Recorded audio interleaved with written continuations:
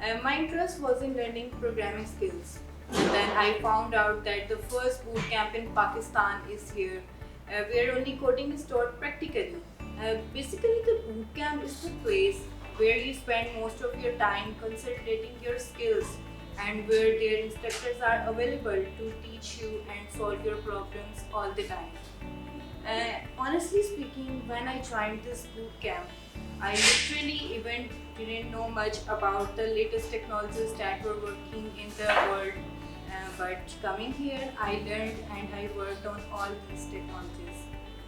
Actually, the system that is working here is that we do a group work in which we solve each other problems and work on new ideas. And I think we learn even more when we solve a problem or an error. And in the end, I just want to say that we learn and the technologies we worked on are the latest technologies.